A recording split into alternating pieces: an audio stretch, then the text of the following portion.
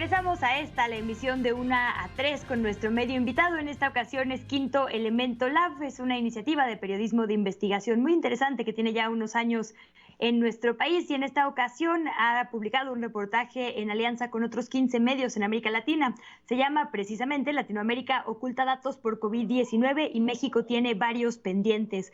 ¿Cómo se está registrando esta pandemia en la región? Lo platicamos con Javier Quintero, integrante precisamente de Quinto Elemento Lab. Javier, bienvenido y gracias. Luisa, muchísimas gracias por esta invitación.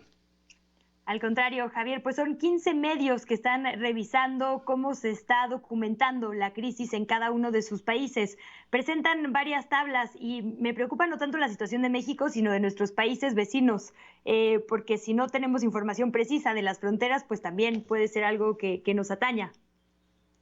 Lo dices muy bien, Luisa. Fíjate que al no contar con información correcta, información clara, información accesible también para todos los grupos sociales en México y en Latinoamérica, se corre el riesgo de que no se tomen las medidas necesarias, tanto de protección, medidas de prevención incluso, ya sea a nivel comunitario o a nivel más global, en este combate al coronavirus, a esta pandemia que nos ha estado afectando muchísimo.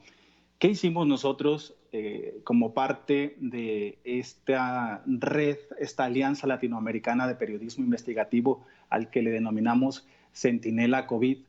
Pues lo que hicimos fue que nos unimos a 15 medios de comunicación de 13 países, precisamente para informarnos, primero nosotros, sobre cómo estábamos preparados en cada uno de estos 13 países con respecto a las acciones, a la rendición de cuentas, a la transparencia, con respecto al impacto social que iba a tener y que ya está teniendo esta pandemia.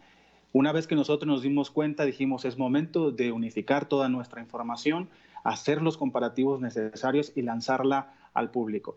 Lo que pasó fue este reportaje que tú hoy tienes en tus manos y del cual nos vamos a enfocar en este momento y que nos abre muchísimo el panorama sobre lo que está pasando a nivel nacional, pero también a nivel latinoamericano, ¿no? Y nos damos cuenta de que en un punto México efectivamente es uno de los países que está más abierto a informar, pero que tiene todavía algunos pendientes con el manejo de la información y algunos pendientes también con la transparencia. De esto platicamos, si te parece.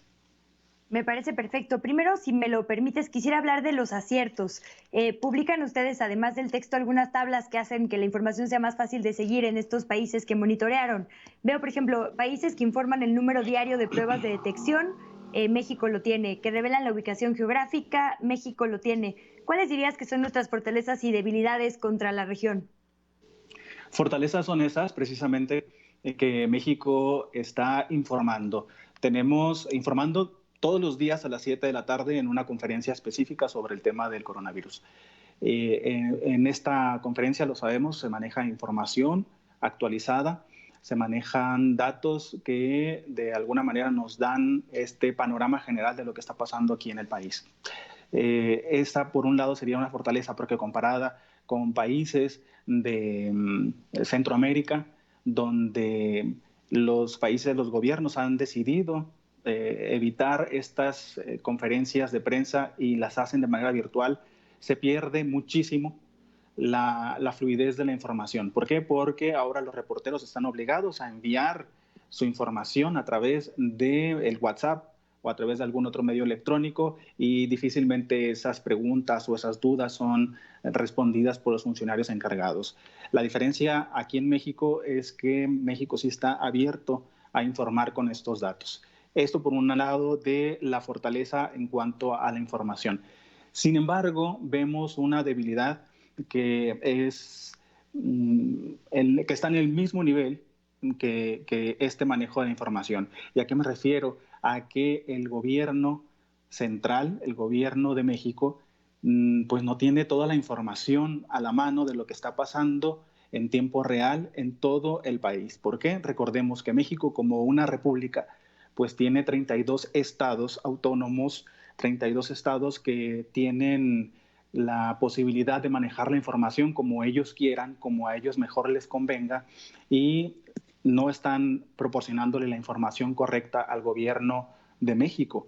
No le están proporcionando los datos exactos en cuanto a contagios, en cuanto a personas recuperadas, en cuanto a decesos, y si lo están haciendo con desfases de 2, 3 días, o si lo están haciendo también, lo están haciendo con errores, es decir, que suben información con errores a la plataforma nacional. Entonces, los datos que da el subsecretario Hugo López-Gatell a las 7 de la tarde difícilmente tienen esta claridad o esta certeza de lo que está pasando a nivel nacional, ¿no? Precisamente porque los estados están dando información que no está completa o que es incorrecta, como ya lo hemos visto en algunos casos, como en el de Sonora, por ejemplo, el gobierno de Sonora, que ha metido información equivocada a la plataforma y ha tenido que hacer correcciones, lo cual mueve muchísimo las cifras, ¿no?